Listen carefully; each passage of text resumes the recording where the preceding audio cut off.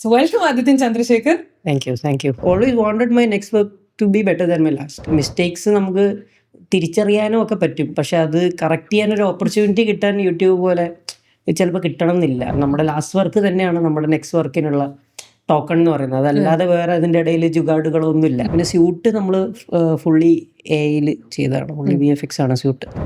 സിനിമയെ നോക്കി കാണുന്ന രീതി മാറി, ആൾക്കാർ എന്നെ കാണുന്നത് എങ്ങനെയാണ് എന്നുള്ള രീതി ഞാൻ ഇതാക്കിയത്. നമ്മളോട് സംസാരിക്കുന്നവർ വളരെ ചെറിയൊരു വില്ലേജിൽ നിന്ന് ഞാൻ വരുന്നത്, കണ്ണൂർ. അപ്പോൾ അവിടെ എല്ലാവരും അങ്ങോട്ടും ഇങ്ങോട്ടും ചിരിക്കും, അവിടെ ജെനുവിനാ. അപ്പോൾ ചിരിക്കുന്നത് എല്ലാ ചിരിയും ജെനുവിനല്ല എന്നുള്ള കാര്യങ്ങൾ മനസ്സിലാകും. അങ്ങനെ കുറേ ലൈഫ് ലെസൺസ് ബേസ് ചെയ്തിട്ടാണ് ഞാനത് ക്യാപ്ഷൻ ഇട്ടത്. So this is one of those life coming a full circle moments for me. അതെ, കാരണം അതിനൊരു ബാക്ക് സ്റ്റോറി ഉണ്ട്. I was supposed to interview you പണ്ട് for എങ്കിലും ചന്ദ്രിക. Okay, അത് പിന്നെ for whatever reasons it didn't happen, but now I have you with me finally. So welcome Adityan Chandrasekhar. Thank you. First of all, congratulations on Pluto. Hearing really good things about the film. ഞാൻ തിയേറ്ററിൽ ഇന്നാൾ പടം കണ്ടിട്ടേ ഉള്ളൂ. It was nice. കുറേ നാൾക്ക് ശേഷം ഒരു തിയേറ്ററിൽ ഒരു ഫുൾ ഓഡിയൻസ് ഇരുന്ന് ചിരിക്കണ കാണാൻ it felt really good. Thank you. So to start off, I want to know what is your headspace now? What do you feel like? I feel good that people are coming to theatres to watch my film. ഈ പറഞ്ഞ പോലെ നമ്മൾ theatre വിസിറ്റിൻ്റെ സമയത്തൊക്കെ അവരുടെ റിയാക്ഷൻസും ഒക്കെ കാണുന്ന സമയത്ത് I feel really this is something I haven't felt before. So it's really good. I'm in a really good space, I guess. So when I was watching one of your interviews, you mentioned how 2023 first എങ്കിലും ചന്ദ്രികേൻ്റെ shoot തുടങ്ങുന്നത്. But more than your journey towards up until എങ്കിലും Chandrika, the last 3 years have been a completely different journey. And I also heard that പ്ലൂട്ടോയിൽ work ചെയ്യുമ്പോൾ ഒരു side അടുത്ത പടത്തിൻ്റെ pre പ്രൊഡക്ഷനും നടക്കുന്നുണ്ടായിരുന്നു എന്നുള്ളത്. How is it managing all of that? Actually അത് തിരിച്ചിട്ടായിരുന്നു. ഞാൻ അടുത്ത പടത്തിൻ്റെ വർക്ക് ചെയ്യുന്നതിൻ്റെ ഇടയിൽ പ്ലൂട്ടോ ചെയ്തു എന്ന് വേണമെങ്കിൽ പറയാം. സോ അങ്ങനെയായിരുന്നു, കാരണം it's a big project. So അതിൻ്റെ വർക്ക്സ് ഒരുപാടുണ്ടായിരുന്നു. സോ മാനേജ് ചെയ്യാൻ ഇച്ചിരി ഹെക്റ്റിക് ആയിരുന്നു ഓഫ് കോഴ്സ്, കാരണം രണ്ട് സ്കെയിലിലുള്ള പടങ്ങളാണ്. ഒന്ന് ഞാൻ എഴുതുന്ന പടമാണ്, സോ അതിന് കുറച്ചും കൂടി എനിക്ക് വേറൊരു രീതിയിലുള്ള കൺട്രോൾ അതിൻ്റെ മുകളിലുണ്ട്. പ്ലൂട്ടോ എന്ന് പറയുന്നത് ഓൾറെഡി സ്ക്രിപ്റ്റും ആർട്ടിസ്റ്റൊക്കെ വന്ന ശേഷമാണ് ഞാൻ ഡയറക്ടറായിട്ട് ഓൺ ബോർഡ് ആവുന്നത്.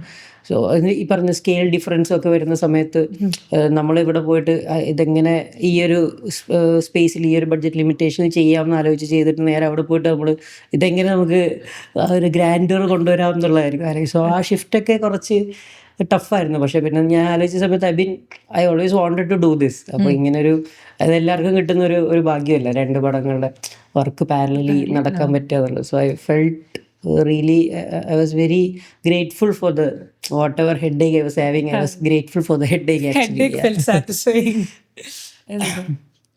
So I want to go back to a little bit about your journey. My favorite story of yours is your grandfather's influence in your artistic journey. So in your TED talk, you mentioned how as a child I used to run behind butterflies. അപ്പോൾ അച്ഛനൊരു paper വന്നിട്ട് പറഞ്ഞു അതിനെപ്പറ്റി എഴുത് എന്നുള്ളത്. So somewhere you started off writing there. പിന്നെ സ്കൂളിൽ നിന്ന് they sent you for a world സിനിമയെ പറ്റിയുള്ളൊരു workshop, and then you explore theatre, എന്നിട്ട് suddenly you pitch in something for Karikku, which was when Karikku was in their starting stages itself. You do rock paper scissors, and then there's Average Ambali, which is എനിക്കിപ്പോഴും one of കരിക്ക് ഫ്ലിക്കിൽ വന്നതിൽ എനിക്ക് ഭയങ്കര ഇഷ്ടപ്പെട്ടൊരു സാധനമാണ് average Ambili. and then there's സെബാസ്റ്റ്യൻ്റെ വെള്ളിയാഴ്ച, and then there's എങ്കിലും Chandrika that happens. അപ്പോൾ ഇങ്ങനൊരു ഗ്രാജുവലി കയറി പോയൊരു journey. Now when you look back at that journey, how is it feel? And next is a bigger project. Yeah. When you look back, ഒരു gradual ആയിട്ട് കയറി വന്നത്, how is it? I'm sure you would have had days where you're like, oh my god, I don't know what I'm doing. Yeah, sure. Days when you might, I'm sure you wouldn't have felt like giving up, but days wherein that was also like yeah, but there were days, uncertainty, struggles. Definitely. Even there were days I felt like giving up for sure, but I didn't. But ഈ പറഞ്ഞ when I look back, അതൊരു ഈ പറഞ്ഞ പോലെ ഒരു വലിയൊരു journey ആയിട്ട് തോന്നുമെങ്കിലും അങ്ങനെ അതിന് നോക്കിയിട്ടില്ല.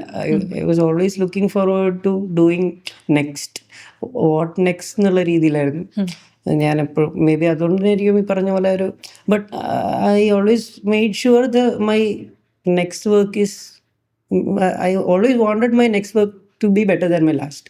സോ അതിനുള്ളൊരു ട്രൈ എപ്പോഴും ഉണ്ടായിരുന്നു. Sometimes it work out, sometimes it might not, but still എൻ്റെ ഭാഗത്തു നിന്നുള്ള ട്രൈ എപ്പോഴും ഉണ്ടായിരുന്നു. I always try to make if at all I am failing, I wanted to fail better എന്നുള്ളൊരു സാധനം ഉണ്ടായിരുന്നു. കാരണം ഞാനിത് അങ്ങനെ ഭയങ്കരമായിട്ട് പഠിച്ചിട്ട് വന്ന ആളൊന്നുമല്ല ഫിലിം മേക്കിംഗ്.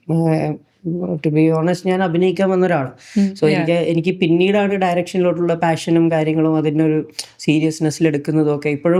ഇപ്പോഴും ഞാൻ ഡയറക്റ്റ് ചെയ്യുന്ന സമയത്ത് sometimes I feel like am I actually directing this എന്നുള്ളൊരു സാധനം തോന്നാറുണ്ട്. ബട്ട് ഒരു പോയിന്റ് കഴിഞ്ഞപ്പോൾ I am really happy with what I am doing എന്നുള്ളൊരു സാധനമുണ്ട്. ഈ പറഞ്ഞ പോലെ ഈ സ്റ്റെപ്പ് ബൈ സ്റ്റെപ്പായിട്ട് വരുന്നത് പറയുന്നത്, ഇപ്പം ഞാൻ ആരെയും അസിസ്റ്റൊന്നും അങ്ങനെ ചെയ്തിട്ടില്ല. എനിക്ക് ഒരു ഇൻഡി ഫിലിമാണ് എൻ്റെ ആകെയുള്ള ഒരു എക്സ്പീരിയൻസ് എന്ന് പറയുന്നത്. PR അരുൺ ചേട്ടൻ ഡയറക്റ്റ് ചെയ്തൊരു സിനിമയിലാണ് ഞാൻ ത്രൂ ഔട്ട് നിന്നിട്ടുള്ളത്. അതല്ലാതെ ഒരു കൊമേഴ്ഷ്യൽ സിനിമയൊന്നും അസിസ്റ്റ് ചെയ്തിട്ടില്ല. അപ്പോൾ എൻ്റെ ഇതെന്ന് ചെയ്ത് പഠിക്കുക എന്നുള്ളതാണ്. ഇപ്പോൾ യൂട്യൂബിൽ അതിന് ഒരുപാട് സ്പേസ് ഉണ്ട്. അതായത് നമുക്ക് എന്താ പറയുക, ഒരു എറർ മിസ്റ്റേക്സ് ഉണ്ടാക്കാനുള്ള സ്പേസ് യൂട്യൂബിലുണ്ട്. ഇപ്പോൾ ഈ ഒരു വർക്കിൽ ഇപ്പോൾ റോക്ക് പേപ്പർ സിസേഴ്സിൽ ഉണ്ടായ മിസ്റ്റേക്സ് നമുക്ക് അടുത്തതിൽ ക്ലിയർ ചെയ്യാം. നമുക്ക് അവിടെ ഓപ്പർച്യൂണിറ്റീസ് ഉണ്ട്. സോ അതുകൊണ്ടായിരിക്കും അങ്ങനെ വർക്കുകൾ ആ ഈ പറഞ്ഞൊരു ഗ്രാഫിൽ വന്നത്. കാരണം കഴിഞ്ഞ വർക്കിലുണ്ടായ മിസ്റ്റേക്സ് കറക്റ്റ് ചെയ്യണം എന്നുള്ളൊരു ക്ലാരിറ്റിയോടെയാണ് നമ്മൾ അടുത്ത വർക്ക് ചെയ്യുന്നത്. സിനിമയിൽ വരുമ്പോൾ പക്ഷേ ആ ഒരു മാർജിൻ ഓഫ് എറർ കുറവാണ്. നമുക്ക് മിസ്റ്റേക്സ് നമുക്ക് തിരിച്ചറിയാനും ഒക്കെ പറ്റും. പക്ഷെ അത് കറക്റ്റ് ചെയ്യാനൊരു ഓപ്പർച്യൂണിറ്റി കിട്ടാൻ യൂട്യൂബ് പോലെ ചിലപ്പോൾ കിട്ടണം എന്നില്ല. ബിക്കോസ് ഈ പറഞ്ഞ പോലെ നമ്മളൊരു കുറച്ചും കൂടെ ഒരു ലോങ് ജേർണിയും കൂടെയാണ്. ഭയങ്കരമായിട്ടുള്ള സപ്പോർട്ട് സിസ്റ്റങ്ങളൊന്നുമില്ല. നമ്മുടെ ലാസ്റ്റ് വർക്ക് തന്നെയാണ് നമ്മുടെ നെക്സ്റ്റ് വർക്കിനുള്ള ടോക്കൺ എന്ന് പറയുന്നത്. അതല്ലാതെ വേറെ അതിൻ്റെ ഇടയിൽ ജുഗാഡുകളൊന്നുമില്ല. നമ്മുടെ ലാസ്റ്റ് വർക്ക് വെച്ചിട്ടേ നമുക്ക് അടുത്ത വർക്ക് കിട്ടുള്ളൂ. അല്ലെങ്കിൽ പിന്നെ നമ്മുടെ ഈ പറഞ്ഞ പോലെ ക്ലാരിറ്റി എന്താണ്, സ്റ്റോറി ലൈൻ പരിപാടികൾ, അതും കഴിഞ്ഞ വർക്കിനേക്കാളും ബെറ്റർ ആയാൽ മാത്രമേ നമുക്കത് ലോക്കായി വരുള്ളൂ, ഒരു സിനിമയായി മാറുള്ളൂ. സോ അതുകൊണ്ട് തന്നെ ആ ഒരു ഹങ്കർ എപ്പോഴും ഉണ്ടായിരുന്നു, to make the next one better എന്നുള്ളത്, യൂട്യൂബിലായാലും സിനിമയിലായാലും. സോ അതുകൊണ്ടാണ് ഇപ്പോൾ ഈ പറഞ്ഞൊരു ഗ്രാഫ് കിട്ടുന്നതെന്ന് തോന്നുന്നു. ഈ ഒരു ജേർണിയുടെ ഇടയിൽ right, you again going back to the TED talk, you mentioned about how important it is to keep childlike curiosity alive in you. How do you still do that? I don't know, maybe I'm very immature for my age or something, but I'm very curious. ഇപ്പം generally ഇപ്പം എല്ലാ കാര്യത്തിലായാലും ഇപ്പോൾ എൻ്റെ മുന്നിൽ ഒരാൾ വന്നു കഴിഞ്ഞാൽ what that person is doing, they are doing, ഇങ്ങനെയുള്ള സാധനങ്ങളൊക്കെ I can see that. അതും ആയാലും എനിക്ക് ജനറലി ആ ഒരു ക്യൂരിയോസിറ്റി ഉണ്ട്. ചിലപ്പം അത് I haven't lost it, thank God. അതാണ് ഇപ്പോൾ ഒരു സിനിമ വരുന്ന സമയത്തും നമ്മൾ ചെയ്യുമ്പോൾ ഭയങ്കര എക്സൈറ്റ്മെൻറ്റിലാണ് നമ്മളത് ചെയ്യും. ഇപ്പോൾ പ്ലൂട്ടോ ചെയ്യുന്ന സമയത്ത് ഭയങ്കരമായിട്ടുള്ള വേറൊരു സ്റ്റൈലിൽ നമ്മൾ അത് മേക്ക് ചെയ്യാൻ ട്രൈ ചെയ്തിട്ടുണ്ടായിരുന്നു. അപ്പം ഒരു സീൻ കിട്ടിക്കഴിഞ്ഞാൽ ഇപ്പം എങ്കിലും ചന്ദ്രികയെ എടുത്തൊരു ഞാനാണെങ്കിൽ എടുക്കുന്നത് കംപ്ലീറ്റ്ലി ഡിഫറെൻ്റ് ആയിട്ടായിരിക്കും. പ്ലൂട്ടോയിലെ എല്ലാ സീനും നമ്മൾ ഷൂട്ട് ചെയ്തിട്ടുള്ളത് കംപ്ലീറ്റ്ലി ഡിഫറെൻറ്റ്. ഇപ്പോൾ ഷോട്ടിൻ്റെ കമ്പോസിഷൻ നോക്കിയാലും അതിലെ ഈ പറഞ്ഞ കൊറിയോഗ്രാഫി, ഷോർട്ട് കൊറിയോഗ്രാഫി നോക്കിയാലും എല്ലാം കംപ്ലീറ്റ്ലി കഴിഞ്ഞ പടത്തിൽ നിന്ന് ഡിഫറെൻ്റ് ആയിട്ടുള്ള രീതിയിൽ ചെയ്യണം, സീൻ ബൈ സീൻ ചെയ്യണം എന്നുള്ളൊരു ഇതുണ്ട്. അത് ഞാൻ എങ്ങനെ ചെയ്യും എന്നുള്ള ക്യൂരിയോസിറ്റി എനിക്ക് തന്നെ ഉണ്ടായിരുന്നു. സോ അത് ഭയങ്കര ഒരു എക്സൈറ്റിങ് ഇതാണ്. സോ അത് ദാറ്റ്സ് ഓൾവേസ്. അത് എഴുതുന്ന സമയത്തും ഉണ്ട്, കഴിഞ്ഞ സ്ക്രിപ്റ്റിൽ നിന്ന് ഡിഫറെൻ്റ് ആയിട്ട് എങ്ങനെയാണ് ഏത് എഴുതാൻ പോകുന്നത് കാണണമല്ലോ ഒരു സാധനം അതെനിക്ക് തന്നെ ഉണ്ട്, എന്നോട് തന്നെ ഒരു സാധനമുണ്ട്. So that's what next, what more can I do, what different can I do, what different can I. Next is a very blunt question. Okay, but how did Pluto happen? Because I have been following your work properly since Average Ambali. So Average Ambali happened, I knew Sebastian Vellacha was happening. Again, Engilum Chandrage I knew. And then the next big thing was Multiverse Manmadan. And then suddenly, okay, Pluto by Adityan Chandrasekhar.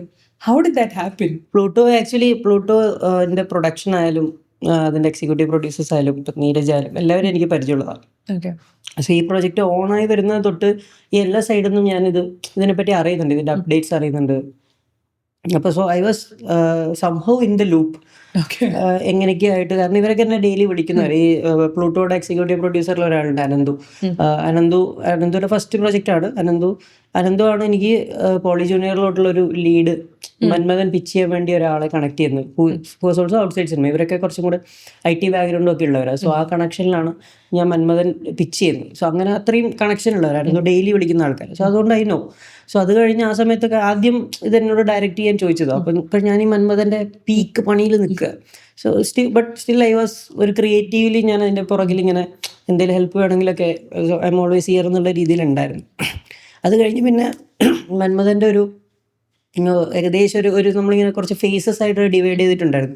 അപ്പോൾ ഏകദേശം ഒരു second phase വർക്കൊക്കെ കഴിഞ്ഞ് third ഫേസിലോട്ട് start ചെയ്യുന്നൊരു gap ഉണ്ടായിരുന്നു. അപ്പോൾ ആ ഗ്യാപ്പിലാണ് അങ്ങനെയാണെങ്കിൽ ഓൺ സെറ്റിൽ ക്രിയേറ്റീവ് ഡയറക്ടറായിട്ട് നമ്മൾ ഏകദേശം ആ സമയത്ത് ഏകദേശം ഒരു 50 days 60 days ആയിരുന്നു ഷൂട്ട് പ്ലാൻ. അപ്പോൾ 60 days എന്തായാലും ഉണ്ട്, 2 months ഗ്യാപ്പ് ഉണ്ട് എന്നുള്ള രീതിയിലാണ് ഞാൻ പ്ലൂട്ടോയിൽ ഒരു ഷൂട്ടിന് കുറച്ച് മുമ്പെയാണ് ജോയിൻ ചെയ്യുന്നത്. ബട്ട് പിന്നെ അത് ഐ ഹാഡ് ടു ടേക്കപ്പ് ആ ഒരു ഡയറക്ടർ എന്നുള്ളൊരു ജോബ് റോള് തന്നെ വന്നാൽ I was more than happy to take it. കാരണം എല്ലാവരും നമുക്ക് അറിയുന്ന ആൾക്കാരാണ്. ഭയങ്കര പറഞ്ഞ പോലെ എനിക്ക് പേഴ്സണലി എൻ്റെ ടേക്ക് അവേ എന്ന് പറയുന്നത് മന്മഥന് മുമ്പ് VFXും പരിപാടികളൊക്കെ എക്സ്പ്ലോർ ചെയ്യാം എന്ന് പറയുന്നത്, ഈ പറഞ്ഞ കുറച്ചൊരു ഡിഫറെൻറ്റ് സ്റ്റൈൽ എക്സ്പ്ലോർ ചെയ്യാം. സോ എനിക്ക് യൂട്യൂബിൽ അത് മുന്നേ കിട്ടിക്കൊണ്ടുണ്ടായിരുന്നു. അതായത് ഒരു മേജർ വർക്ക് എനിക്ക് ചെയ്യുന്നതിന് മുമ്പേ I can do A work and just try how homework ഒരു സാധനം ചെയ്യാൻ പറ്റും. സോ എനിക്കത് ഇതങ്ങനെ ഒരു ഓപ്പർച്യൂണിറ്റിയും കൂടെ ആയിട്ട് ഐ പേഴ്സണലി ഫെൽറ്റ് ഇറ്റ്. അപ്പോൾ അങ്ങനെയാണ് പ്ലൂട്ടോ ടേക്കപ്പ് ചെയ്യുന്നത്. സോ ബേസിക്കലി ഈ പറഞ്ഞ പോലെ പ്ലൂട്ടോയിൽ ഞാൻ കയറിയ ശേഷം മന്മഥൻ്റെ സെയിം VFX ടീമിനെ തന്നെ നമ്മൾ ഓൺ ബോർഡ് കൊണ്ടുപോകുന്നു. ശർമ്മ തന്നെയായിരിക്കും മോസ്റ്റ്ലി മന്മഥൻ്റെ DOP. സോ അങ്ങനെ നമുക്കൊരു ടീമായിട്ട് നമുക്കൊന്ന് വർക്ക് ചെയ്യാൻ കൂടെ പറ്റും ബിഫോർ എ ബിഗർ ഫിലിം എന്നുള്ളൊരു സാധനം ഉണ്ടായിരുന്നു. സോ അങ്ങനെയാണ് പ്ലൂട്ടോ സംഭവിക്കുന്നത്. So the next thing I wanted to ask is, comparatively, Pluto is a smaller film in terms of budget, in terms of the whole build-up of the film. Yeah. It's a small film. And I mean, did you somewhere feel like the film didn't get a proper window in terms of a proper weekend for the film to breathe?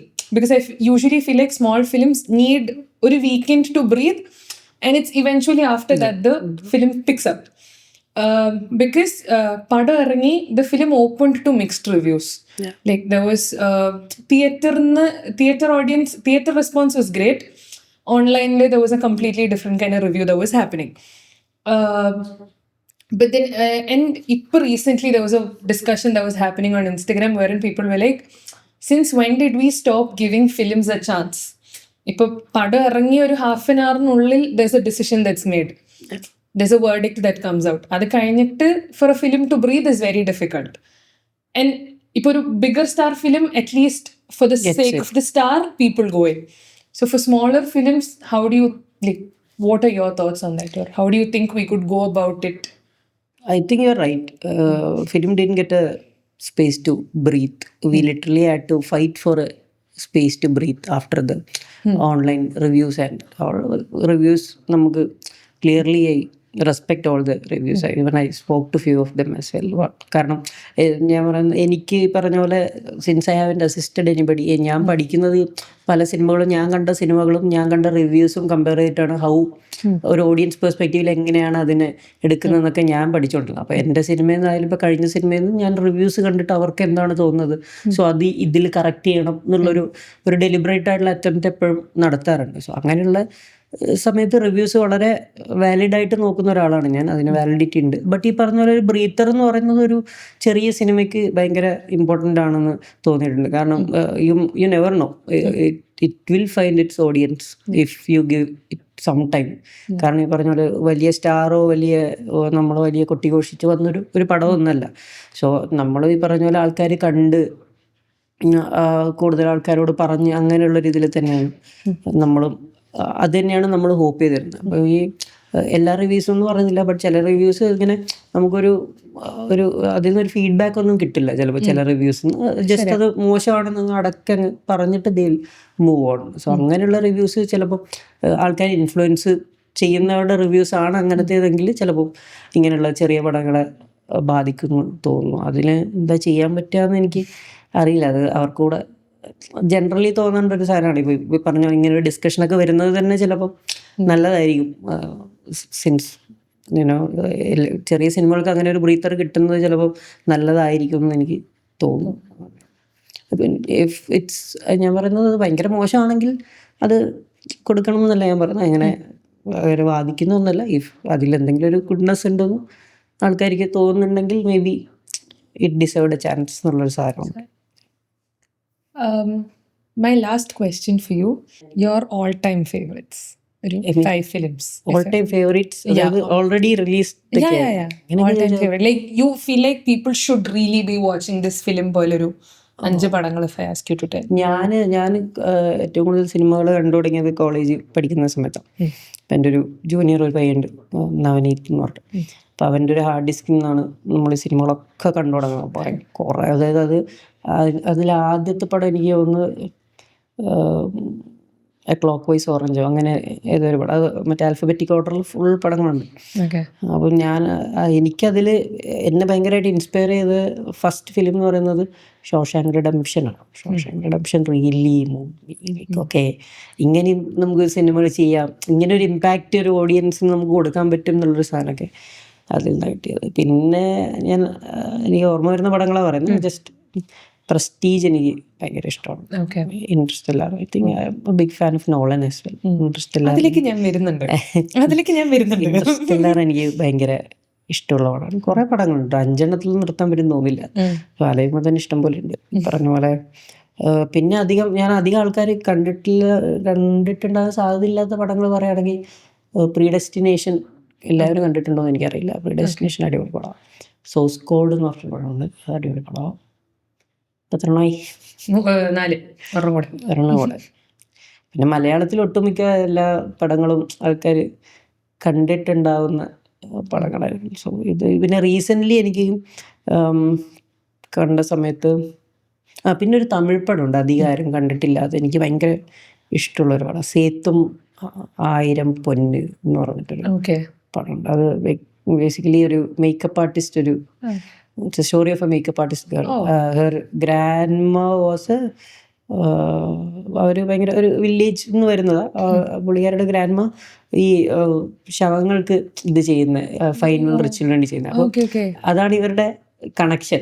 ഈ പുള്ളിക്കാരി makeup ആർട്ടിസ്റ്റാണ്, പക്ഷെ അമ്മൂമ്മ ഇങ്ങനെയാണ്. So പുള്ളിക്കാരി ആ ഗ്രാമത്തിലോട്ട് തിരിച്ചു വരുന്നതും അങ്ങനെ ഒരു പരിപാടി, അത് ഭയങ്കര രസമുള്ളൊരു പരിപാടിയാണ്. അത് ഞാൻ ജസ്റ്റ് അധികാരം കണ്ടിട്ടില്ല എന്ന് വിചാരിക്കുന്ന പടങ്ങൾ പറഞ്ഞു എന്നേ ഉള്ളൂ. It's not just my all time favourite 5, but I think that's also a film which people might love to watch. Now, coming back to your love for Nolan films, I'm just going to put this out here, okay? I figured out about Inception after watching Engilum Chandrage. Okay. Like ഞാൻ അതിന് മുമ്പ് കുറച്ച് നാൾ മുമ്പേ inception കണ്ടിട്ടുള്ളൂ. Okay, inception ഞാൻ കണ്ടത് ഈ പറഞ്ഞ പോലെ എൻ്റെ ഒരു ഫ്രണ്ട് വിളിച്ചിട്ട് എടത് ഇങ്ങനത്തെ ഒരു പരിപാടിയാണ് നീ കണ്ടു നോക്കുമെന്ന് പറഞ്ഞിട്ട് അങ്ങനെയാണ് ഞാൻ ഇൻസെപ്ഷൻ കാണുന്നത്. ആൻഡ് ദെൻ അവിടുന്ന് ഒരു കുറച്ച് ദിവസം കഴിയുമ്പോൾ ഐ വാച്ച് എങ്കിലും Chandrika. I'm like Basil made this sound so simple. അതേപോലെ തന്നെ പ്ലൂട്ടോയിലും സോ ഇൻട്രസ്റ്റെല്ലാർ പോലെ എനിക്കും കിട്ടിയ ഒരു ഏരിയനെ. So your love for Nolan films അതൊരു റിച്വൽ പോലെയാണോ? എല്ലാ പടങ്ങളിലും ഒരു നോളൻ റെഫറൻസ് വേണം എന്നുള്ളത്? അങ്ങനെയല്ല, അത് അങ്ങനത്തെ നോളൻ സംഭവങ്ങളൊക്കെ ഞാനിങ്ങനെ ജനറലി പറയുന്നതാണ്. ഇപ്പം ഈ ബാറ്റ്മാനിലെ ഒരു സീനുണ്ട്, നോളൻ്റെ ബാറ്റ്മാനിൽ. പുള്ളിക്കാരൻ ആ ഒരു ജയിലിൽ നിന്ന് പുറത്ത് ചാടാൻ വേണ്ടിയിട്ട് പുള്ളി ഒരു കയറ് കെട്ടിയിട്ട് എപ്പോഴും ഇങ്ങനെ ചാടി നോക്കും, ബട്ട് ഹി കാണ്ട് എസ്കേപ്പ് ദ ഇത്. അപ്പോൾ ലാസ്റ്റ് പുള്ളി ചെയ്യുന്നത്, പുള്ളിയോട് ഒരു പ്രായമുള്ള ഒരാൾ പറയും കയറില്ലാതെ ചാടി നോക്കും എന്ന് പറയും. സോ അതാണ് ഓൺലി വേ. പക്ഷെ കയറില്ലാതെ ചാടി അപ്പുറം എത്തിയില്ലെങ്കിൽ മരിക്കും. ബട്ട് അപ്പോൾ പുള്ളിക്കാരൻ ആ സേഫ്റ്റി നെറ്റ് ഒഴിവാക്കിയിട്ട് പുള്ളി ചാടിയിട്ട് കിണറിൽ നിന്ന് ജയിലിൽ നിന്ന് രക്ഷപ്പെടുന്നതാണ് അതിൻ്റെ. അതെന്നെ ഭയങ്കരമായിട്ട് ഇൻസ്പയർ ചെയ്തിട്ടുണ്ട്. അതായത് ഞാൻ ഇവിടെ കൊച്ചിയിൽ വന്നിട്ട് ഇങ്ങനെ ഒരു ചെറിയ ജോലി ചെയ്ത് പാരലലി സിനിമ അന്വേഷിക്കുന്ന സമയം. അപ്പോൾ ഇതൊന്നും ആവുന്നില്ല. അപ്പോൾ ഞാനിത് ഇടയ്ക്കിടയ്ക്ക് ഞാൻ റീവാച്ച് ചെയ്യുന്ന പടമായിരുന്നു. അപ്പോൾ പെട്ടെന്ന് ഇത് കണ്ടപ്പോൾ എനിക്ക് തോന്നി ശരിയാണല്ലോ, ഞാനും ഒരു സേഫ്റ്റി നെറ്റ് ഒരു ഒരു ജോലി വെച്ചിട്ടാണ് ഞാൻ ഇത് ട്രൈ ചെയ്യുന്നത്. മേ ബി അതുകൊണ്ടായിരിക്കും പറഞ്ഞ് ഞാൻ ആ ജോലി വിട്ട് കയറില്ലാതെ ചാടി നോക്കാൻ തീരുമാനിച്ചിട്ടാണ് ഞാൻ ജോലി വിട്ടിട്ട് ഫുൾ ടൈം സിനിമ ഇതാക്കി. അപ്പോൾ എൻ്റെ കൂടെയുള്ള ഇതുപോലുള്ള ഫെലോ ഫിലിം മേക്കേഴ്സ് ആൾക്കാരും എല്ലാവരും ഇങ്ങനെ ഭയങ്കര സ്റ്റക്കായി നിൽക്കുന്ന സമയത്ത് ഞാൻ ഈ കഥ പറയും, അവിടെ കയറില്ലാതെ ചാടി നോക്ക് എന്നാലേ ഇത് സെറ്റേ ഉള്ളൂ എന്നുള്ളത്. അതൊരു റിസ്ക്കാണ്, ബട്ട് ആ റിസ്ക് എടുത്താലേ റിവാർഡ് ഉണ്ടാവുള്ളൂ എന്നുള്ള. അങ്ങനെ ഞാൻ നോളൻ സിനിമകളിൽ എനിക്ക് ഭയങ്കരമായിട്ടുള്ള പേഴ്സണൽ, വളരെ വിയേർഡായിട്ടുള്ള രീതിയിൽ പേഴ്സണൽ മോട്ടിവേഷൻസ് എടുക്കുന്ന ഒരാളാണ്. അതുകൊണ്ട് എനിക്ക് ഭയങ്കര ഇഷ്ടമാണ്. Just out of curiosity, do you do that pinch വെച്ച് കറക്കി നോക്കുക sometimes when you have a pinch me moment in life? സിനിമയിൽ കയറിയതിന് ശേഷം? No, I didn't have a pinch me moment yet. I'm waiting for that. പെട്ടെന്ന് തന്നെ നടക്കട്ടെ കേട്ടോ, എന്നിട്ട് എന്നോട് പറയണേ. Now to the last question. I am going back to one of your Instagram captions. Okay, September 2025, if I'm not wrong. Okay, so the caption so the caption says, if my life were a film, all that's happened so far would be the great build up to the interval. The popcorn break is now over. Now it's time for the bloody second half. Where is the second half right now? What is it looking like? Second half just started. So yeah, I'm really excited for the, second half of the second half. But yeah, അതൊരു ഇപ്പോൾ ഞാൻ ആ post ഇടുന്ന സമയത്തായാലും അതിന് മുമ്പുണ്ടായതെങ്കിലും ചന്ദ്രിക കഴിഞ്ഞ് നിൽക്കുന്ന സമയത്ത് lot of things happened. ഇപ്പം പേഴ്സണൽ ലൈഫിലായാലും എല്ലാത്തിലും. So it really changed me. എന്നെ അപ്സൈഡ് ഡൗൺ ആക്കി വെച്ച് ഇങ്ങനെ ഷുക്ക് ചെയ്തെടുത്ത ഒരു ഇതുണ്ടല്ലോ, ഷെയ്ക്ക് ചെയ്തെടുത്ത ഒരു. സോ അത് കഴിഞ്ഞ സമയത്ത് ചേഞ്ച്ഡ് കംപ്ലീറ്റ്ലി എന്ന് എനിക്ക് തോന്നുന്നു. എൻ്റെ പേഴ്സ്പെക്റ്റീവ് ഓഫ് ലൈഫായാലും പേഴ്സ്പെക്റ്റീവ് അബൌട്ട് പീപ്പിളായാലും ഞാൻ ബ്ലണ്ടായിട്ട് എല്ലാവരെയും ട്രസ്റ്റ് ചെയ്യുന്ന ഒരാളായിരുന്നു. അങ്ങനെയുള്ള ഒരുപാട് കാര്യങ്ങൾ മാറി. എൻ്റെ സിനിമയെ നോക്കി കാണുന്ന രീതി മാറി. ആൾക്കാർ എന്നെ കാണുന്നത് എങ്ങനെയാണ് എന്നുള്ള രീതി ഞാൻ ഇതാക്കിയത്. നമ്മളോട് സംസാരിക്കുന്നവർ എല്ലാവരും, ചിരിക്കുന്നവരെല്ലാവരും, നമ്മൾ ചെറിയൊരു ഞാൻ വരുന്നൊരു വളരെ ചെറിയൊരു വില്ലേജിൽ നിന്ന് ഞാൻ വരുന്നത്, കണ്ണൂർ. അപ്പോൾ അവിടെ എല്ലാവരും അങ്ങോട്ടും ഇങ്ങോട്ടും ചിരിക്കും. അവിടെ ജെനുവിനാ. അപ്പോൾ ചിരിക്കുന്നത് എല്ലാ ചിരിയും ജെനുവിനല്ല എന്നുള്ള കാര്യങ്ങൾ മനസ്സിലാകും. അങ്ങനെ കുറേ ലൈഫ് ലെസൺസ് ബേസ് ചെയ്തിട്ടാണ് ഞാനത് ക്യാപ്ഷൻ ഇട്ടത്. നോക്കാം. Waiting for the second half. Okay. All the best for Multiverse Manmadan and for everything else that's coming up. And thank you so much for doing this. Okay. എല്ലാം അടിപൊളിയാണ്. Thank you. Yes.